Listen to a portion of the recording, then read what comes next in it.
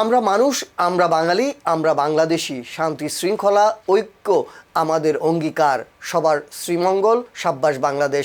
এই স্লোগানে মৌলভীবাজারের শ্রীমঙ্গলে মাদক ও চাঁদাবাজির বিরুদ্ধে সংবাদ সম্মেলন, মত বিনিময় ও আলোচনা সভা অনুষ্ঠিত হয়েছে।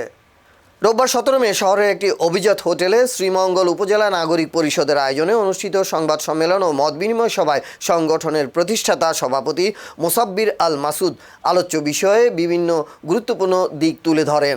তিনি বলেন, একের পর এক হত্যা, খুন, ধর্ষণ ও অঙ্গহানি করছে মাদক ব্যবসায়ী ও সেবনকারীরা। কোনো মানুষ নিরাপদ নয় এদের হাত থেকে।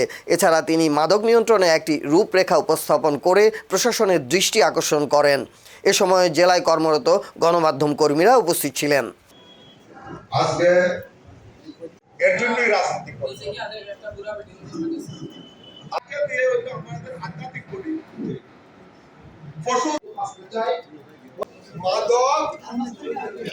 মাদকের কাছ থেকে যারা টাকা নিয়ে শ্রীমঙ্গল বলয় সৃষ্টি করছে, মাদক ব্যবসায়ীদের সেন্টার দিতেছে, এদের বিরুদ্ধে সম্মেলন করেছে। আমি যখন দেখলাম যে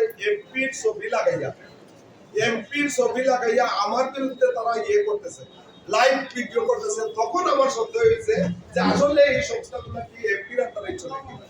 এর জন্য উনি আমাদের অভিভাবক, উনাকে আমরা পরামর্শ দিছি এবং আমরা কথা বলার অধিকার থেকে কথা বলছি।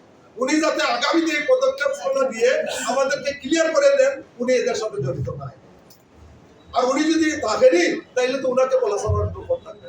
জেলা শ্রমিক দলের সভাপতি এই বিষয়ে জানে এবং ওনার সাথে আমার 2-3 বার কথা হয়েছে। আসলে এটা শ্রমিক দলের বিষয় নয়, এটা হইল মাদক গডফাদার এবং মাদক ব্যবসায়ীদের